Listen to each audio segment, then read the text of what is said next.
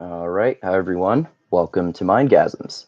So I'm Andrew, aka Infidel Mindgasms. For the purposes of this video, I'm going to do another philosophical deep dive here and talk about this interesting essay that I stumbled upon recently that I thought was uh, very, very compelling, even though I'm certainly not a Mormon, and I wouldn't say I'm a materialist either. But it's about the Mormon apostle, one of the original church fathers of the Mormon church, named Orson Pratt, who's also a mathematician. And I'm just going to briefly talk about excerpts from his essay called The Absurdities of Immaterialism, in which he criticizes other Christians for saying that God is immaterial or non-physical. And as you can see in my banner here, he thinks that that immaterialists, or specifically he's talking about Christians, I think, are the same as atheists. So if you don't believe in a physically existing God, then you're the same as an atheist, because neither atheists nor Christian immaterialists believe in a physically existing God.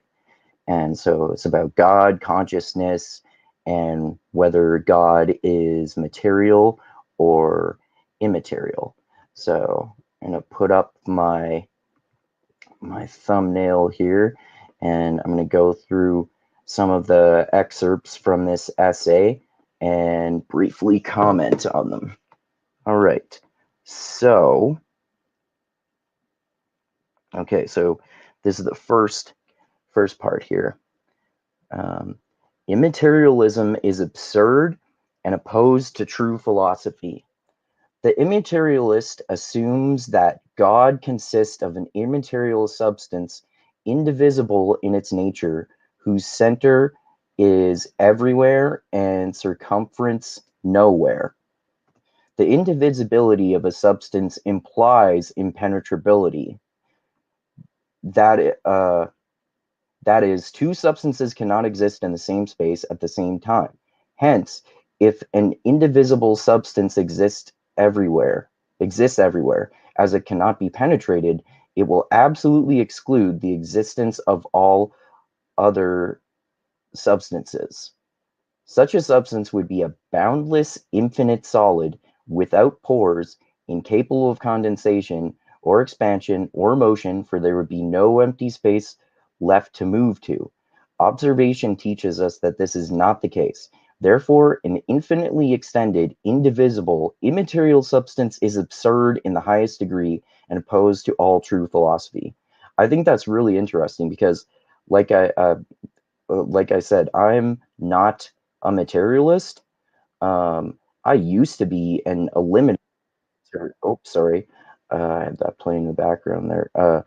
I used to be an eliminative materialist, meaning that everything is material back when I was an atheist, which is why I think it's interesting that this excerpt is interesting, because especially since like from my militant atheist days, it's interesting because when I was a militant atheist, all those people like Sam Harris, for example, talk about how religion and Christianity and other religions are irrational.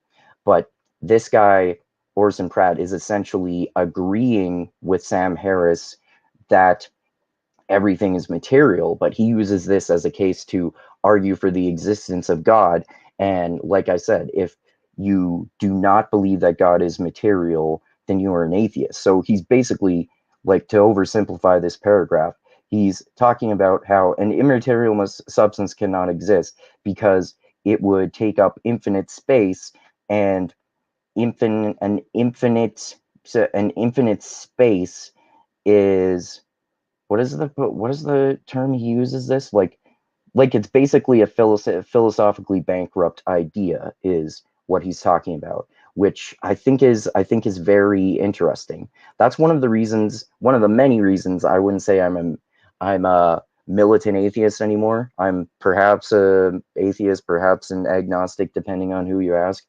I consider myself an agnostic atheist, meaning that I don't believe that any gods exist, but I don't know whether any gods exist or not because I don't believe that any gods exist. So, wait, did I just... Oh, okay. Yeah. So, here's where we get to the interesting part here. But yeah, so I think that's interesting that an infinite space cannot exist. Therefore, God has to be material because he cannot be material because it would be impossible. So God has to physically exist because it existing immaterial would not be possible. I think that's interesting because he thinks that it's not even possible for God to be non-material, which you would think would be possible because you would think that from his perspective it would be able to defy the laws of physics. But like I said, that's an interesting aspect of Christianity, which is one of the reasons I'm not a militant atheist anymore. That people in every religion disagree about whether God is material or immaterial. So I think that's interesting. Anyway, so this is the juicy part here. Immaterialists are atheists, is what he says, which is obviously extreme, but I think very interesting too. Okay, so there are two classes of atheists in the world. One class denies the existence of God in the most positive language. The other denies his existence in duration or space. One says there is no God. The other says God is not here or there any more than he exists now and then. That's from Isaac Taylor's Physical Theory of Another Life, Chapter 2. The infidel says, so yeah, by infidel, he's talking about atheists. That's why I named myself Infidel Mindgasms for this video. The infidel says God does not exist anywhere. The immaterialist says he exists nowhere. What's the difference, right? That's from God's Book of Nature. The infidel says there's no such substance as God. The immaterialist says there is such a substance as God, but it is without parts. That's from first of the 39 articles. I don't need to say where that's from. The atheist says there's no such substance as spirit.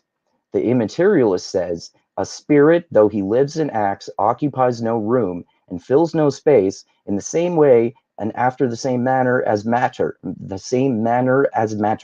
not even so much as does the minutest grain of sand. The atheist does not seek to hide his infidelity, but the immaterialist, whose declared belief amounts to the same thing as the atheist endeavors to hide his infidelity under the shallow covering of a few words. See, I think that's really interesting, which is why I added that to the title, because I think that's the most interesting part of this essay. And yeah, so like I said, I think it's really interesting that he thinks that if you believe in an immaterial or non-physical God, like a lot of Christians do, then you are the same as an atheist. Because, like I said, and like he was saying, if you don't believe God has to be material because an immaterial substance is impossible even for God. And later on, he goes to describe why he believes that God has to be physical or material, and how you can square the idea of a physical God with the laws of the universe and miracles and that sort of stuff. All right, so let's go to the next part here. A spiritual substance is material. That spirit or mind has a relation to space. That spirit or mind has a relation to space is evident from the fact of its location in the body. The body itself exists in space. Therefore, every particle of substance which it contains must exist in space. No point can be assumed in the body but what has a relation to the surrounding space or extension. Therefore, spirit must have a relation to extension or it cannot exist in the body.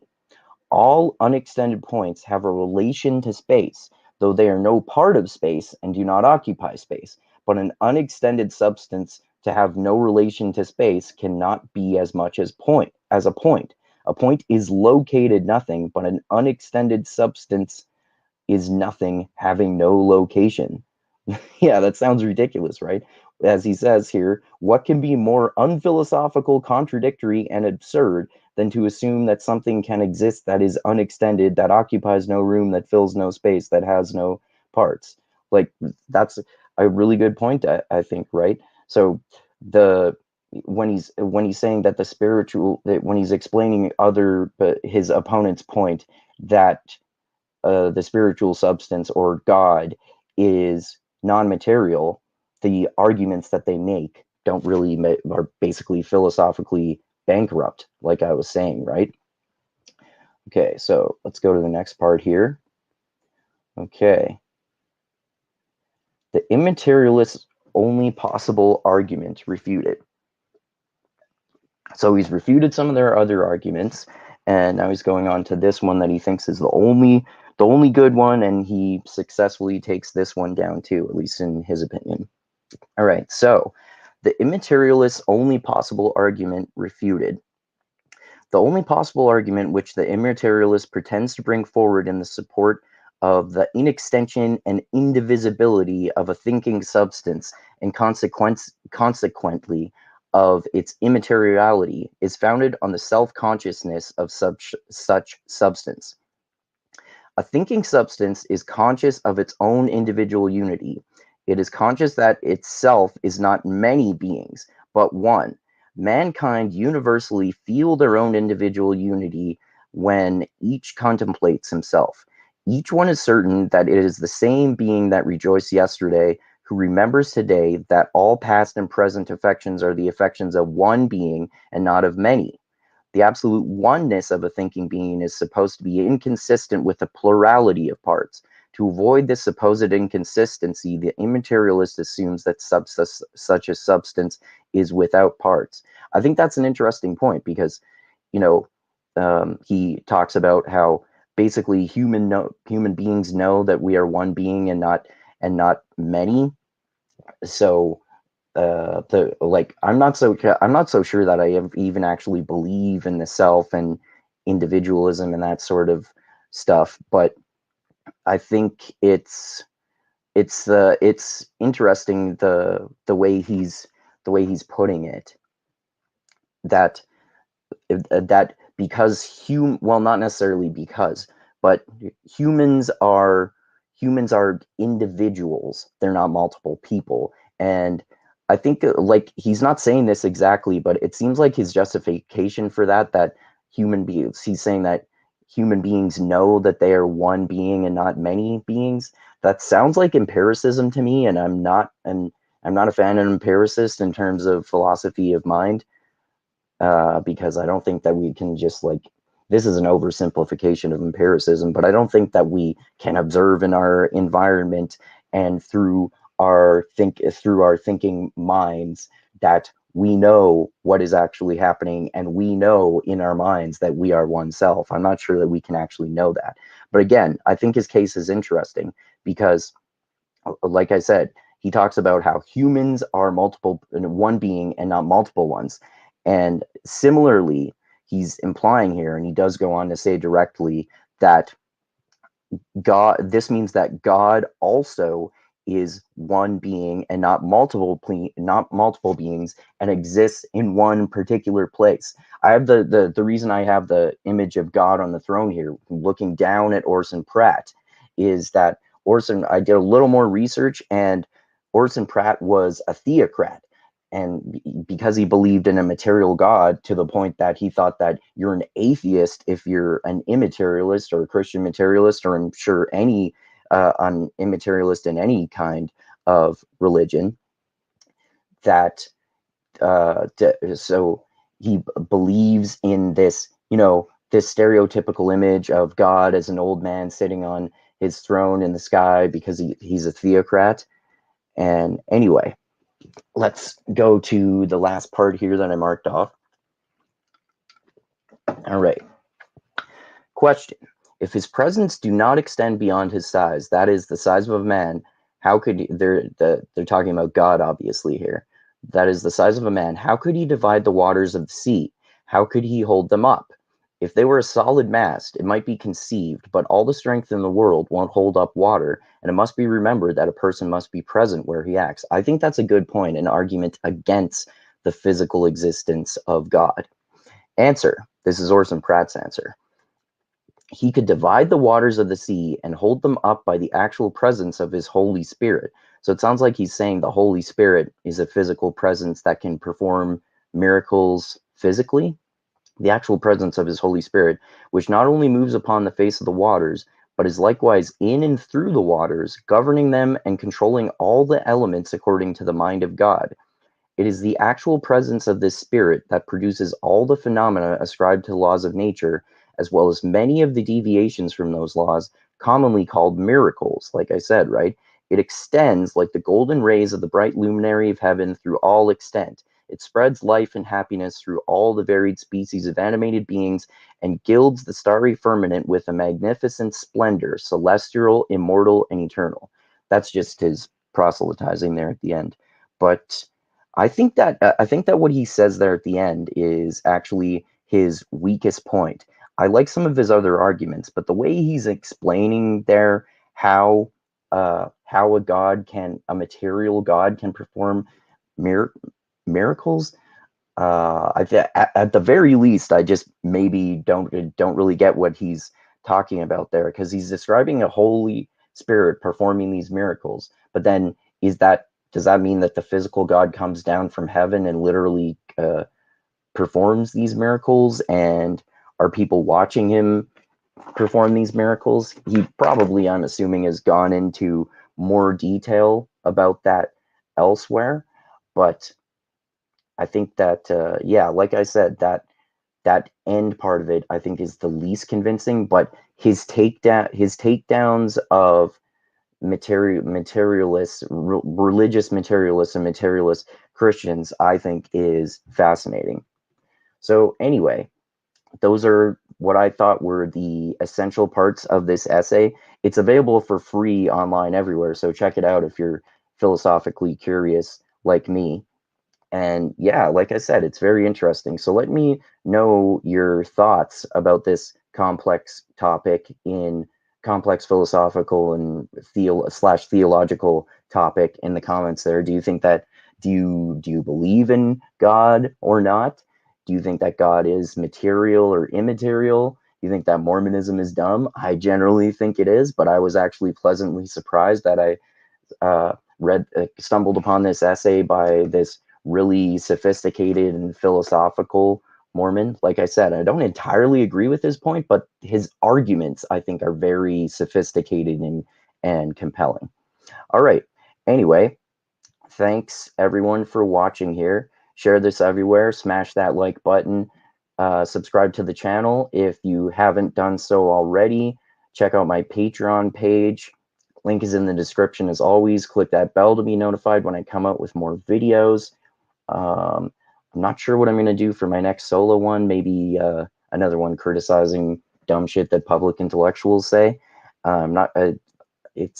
So my next one is either going to be that one, or before that, I might do my next book club chat with my fantasy nerd friends Dusty and Tristram about The Heroes, which is the second standalone book in Joe Abercrombie's grimdark fantasy series.